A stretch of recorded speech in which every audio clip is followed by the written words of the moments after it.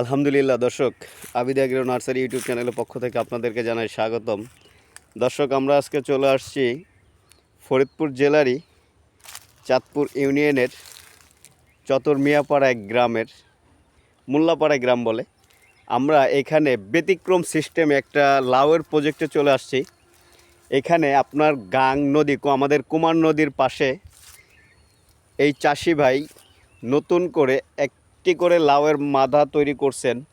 আপনাদেরকে দেখানোর জন্য এই ভিডিওটা আমাদের, যে আপনার নদীর পাড়িতেও যে সবজি ফসল ফলানো যায়, এটাই আমরা জানানোর জন্য ভিডিওটা। দেখেন যে গাছের গ্রোথটা কি।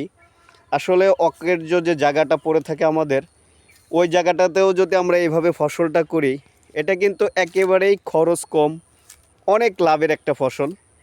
দেখেন কি সুন্দর দেখা যাচ্ছে গাছের গ্রোথ, মাশাআল্লাহ। এই গাছে যখন ফলন আসবে ইনশাল্লাহ আপনাদেরকে ওই ফলনের ভিডিওটা আমরা দেব। এখানে ব্যাপক হারে লাউ আসবে, এটা আমরা আশাবাদী। এখানে আমার চাচা হয়, এই চাচাই এই জিনিসটা করছে। দেখেন আসলে যে জায়গাটায় আমাদের পতিত থাকুক না কেন, ওইখানে যদি আপনি মূল পরিচর্যাটা ঠিক রাখেন, অবশ্যই আপনার প্রজেক্টটি আলহামদুলিল্লাহ বাম্পার হবে। আমি সবসময় বলি, যে কোনো প্রজেক্ট যদি আপনি পরিচর্যা সঠিকভাবে করতে পারেন, আপনার প্রজেক্টে লস 0%। যে কোনো সিস্টেম আপনি আধুনিকভাবে চাষাবাদ করবেন, অবশ্যই আধুনিক পন্থাগুলো অবলম্বন করবেন। দেখেন এখানে কিন্তু অনেক বড় একটা লাউয়ের মাথা তৈরি করছে, মানে অনেক জায়গা নিয়ে এই জায়গাটায়।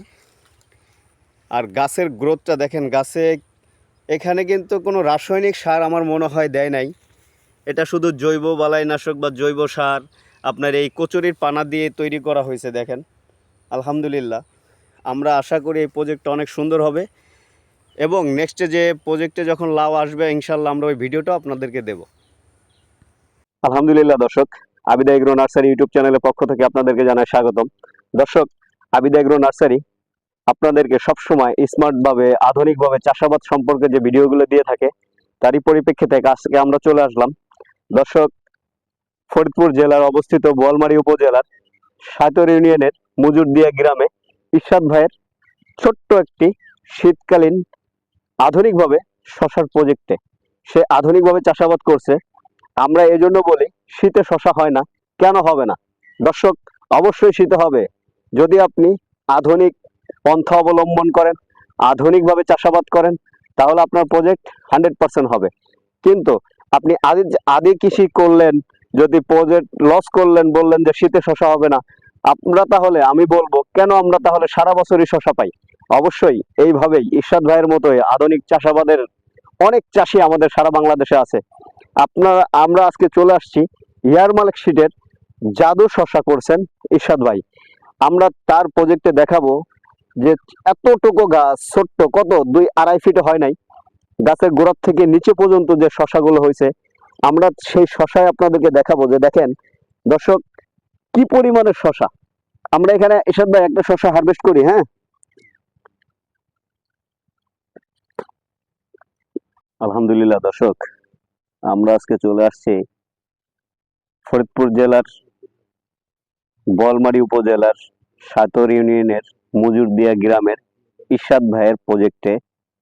আলহামদুলিল্লাহ, Abida agro nursery YouTube channel থেকে আপনাদেরকে জানাই স্বাগতম। আমাদের চ্যানেলটি অবশ্যই আপনারা সাবস্ক্রাইব করে পাশে থাকবেন। আবিদা এগ্রো নার্সারি আধুনিক চাষাবাদ এবং আধুনিক স্মার্টভাবে চাষাবাদ সম্পর্কে যে ভিডিওগুলো দিয়ে থাকে, অবশ্যই আমাদের সাথে থাকবেন। আপনারা দেখেন যে কি পরিমাণের জালি শশা। আলহামদুলিল্লাহ, আধুনিকভাবে চাষাবাদ করলে যে প্রজেক্টে সাকসেস হবে এটা কিন্তু কনফার্ম। দেখেন যে গিটে গিটে শশা, একেবারে মাটির থেকে শশা। কি কথা বলবো, আমরা আধুনিক পদ্ধতিতে চাষাবাদ করি ঠিকই, কিন্তু আমাদের যে শীতকালীন মালচিং পেপারটা ব্যবহার করার যে নিয়ম একটা, গরমকালে ব্যবহার করার নিয়ম একটা, এটা আমরা আসলে অনেকে জানি না বা অনেকে ভুল করে থাকি। এরই কারণে দেখেন ইনি মালচিং পেপার ব্যবহার করছেন। আমরা আসলে সবসময় সবাই ভিডিওতে শুধু লাভ দেখাই বা, কিন্তু শিক্ষণীয় বিষয় থাকে। এই যে মালচিং পেপারটা ব্যবহার করছেন উনি, আমি যদি আপনাদেরকে দেখাই, দেখেন এই এই মালচিং পেপারটা ব্যবহার করার কারণ নিয়ম হচ্ছে শীতকালে আমাদের টোটাল ফ্ল্যাপ থাকবে, এখান থেকে এইভাবে ঢেকে দেওয়া থাকবে, মানে মাটির আর্দ্রতা, এই হাওয়াটা যদি যায়, এই পাশ দিয়ে হাওয়া যায় ওই পাশ দিয়ে যদি বের হয়ে যায়, তাহলে আমাদের এই মাটিটা মালচিং পেপার দেওয়ার কোনো মানে হয় না। আপনি দেখেন এটা কি হবে, এটা আটকে থাকলে আপনার ওই পাশে যখন মাটির ভিতরে আপনার গরম ভাব থাকবে, তখন আপনার গাছটা গ্রোথ নিবে অনেক সুন্দর। আর যখন আপনার গাছটা শীত পাইতেছে, যখন ঠান্ডা পাবে, তখন কিন্তু আপনার এই মালচিং দেওয়া আর না দেওয়া একই কথা। এরই জন্য এই মালচিং পেপারটা ব্যবহার করাটাও আমাদের সঠিক নিয়মে জানতে হবে দর্শক, না হলে আপনার গাছের গ্রোথ ভালো হবে না, এবং আমরা এই প্রজেক্ট থেকে লস করব দর্শক। কারণ মালচিং পেপার ব্যবহার আপনার এই শীতকালের সিস্টেম এক, গরমকালের সিস্টেম এক। আপনি জমিতে যখন সেচ দিবেন, তখন কিন্তু আপনার পুরো জমিটাই ভিজে যাবে। আর মালচিং পেপার দিয়ে যখন আপনি ফিল আপ করে দিবেন, এটা যখন ফিল আপ থাকবে, তখন আপনার এই ড্রেনে যখন আপনি পানি দিবেন, পানিটা এখানে ভরা থাকবে, আস্তে ও রসটা চুষে ভিতরে নিয়ে নেবে, এর ভিতরে থাকবে গরম, যার কারণে গাছের গ্রোথটা ঠিক থাকবে। আর এই যখন আপনার এই শীতকালে আপনি মালচিং পেপারের বাতাসটা এই পাশ দিয়ে যায়, এই পাশ দিয়ে বের হয়ে যাবে, তখন কিন্তু এটার ভিতরে গরম বাড়বে না, আর গরম না বাড়লে গাছের গ্রোথ ঠিক হবে না। এটা কিন্তু আমাদের জানতে হবে দর্শক। আপনি দেখেন এখানে কত বড় একটা প্রজেক্ট, যে সবই একই অবস্থা। ভাই আমাদেরকে ফোন করছে, আমরা এখানে আসছি তারই এই কারণটার জন্য, বলার জন্য। আমরা তার সাথে কিছু কথা বলবো। আসসালামু আলাইকুম ভাই, কেমন আছেন? আচ্ছা, আপনি যে মালচিং পেপারটা ব্যবহার করছেন, আপনি কি আগে কখনো কোনো জায়গায় ট্রেনিং করছেন? না ভাই, ট্রেনিং করে আমি আসলে। আচ্ছা, ট্রেনিং করেন নাই।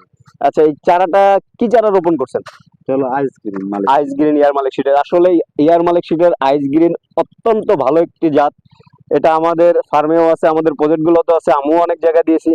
এটা আমি এখনো বিক্রিও করতেছি। এরকম হওয়ার কোনো কথাই না। কারণ হলো আপনি দেখবেন যে আপনার এই মালচিং পেপারটা যখন আপনি ব্যবহার করছেন, আপনি কিন্তু নিজেও বুঝতে পারবেন এটা থেকে বাতাস ওই পাশ দিয়ে চলে যাচ্ছে, তাই না? যখন আপনি এইখানে আটকাতে, একটা জিনিস আপনি আপনাকে দেখায়, দেখেন এই জায়গাটা কিন্তু আটকা, মোটামুটি আটকা, তাই না? দেখেন এই গাছটার গ্রোথ আর এই গাছটা কি এক নাই? এক না। এই জন্য শীতকালে ব্যবহারটা আপনার সঠিক জানতে হবে, না হলে আমরা প্রজেক্টে লস করব। আমাদেরকে কিন্তু এই মালচিং পেপার ব্যবহার করতে অনেকেই বলে পাগল, কিন্তু যখন আপনি এই মালচিং পেপারের ফলনটা আপনি দেখেন, তখন কিন্তু আর পাগল বলে না কেউ। কিন্তু আমাদের ভুলের কারণে আমরা প্রজেক্টটা লস করি। অবশ্যই আপনি এভাবে ঠিক করে তারপর আপনি প্রজেক্টগুলো করবেন, ঠিক আছে? আসসালামু আলাইকুম। আলহামদুলিল্লাহ দর্শক, দেখেন সিম চাষাবাদের পদ্ধতি। এখানে মালচিং পদ্ধতিতে সাম্মাম করা হয়েছিল, সাম্মামের পরে সিম চাষ করা হয়েছে, সিমের পরে দেখেন এখানে লাউ দিয়ে দিয়েছে। একের ভিতরে তিন আমরা বলি, দেখেন এখানে কিন্তু একের ভিতরে তিন করা হয়েছে একই মাচাতে। দর্শক আপনারা যদি দেখতে পান, অবশ্যই এই আধুনিকভাবে চাষাবাদ নিয়ে আমরা যে ভিডিওগুলো করে থাকি, দেখেন আধুনিকভাবে চাষাবাদ করলে অবশ্যই আপনি প্রজেক্টে লাভবান হবেন। লস করা সম্ভব একেবারে 0%। আমরা দেখেন এই চাষি ভাই সিম আজকে হারভেস্ট করতেছে, ওইখানে বস্তা ভরে ভরে রাখছে, ভিতরে রাখছে।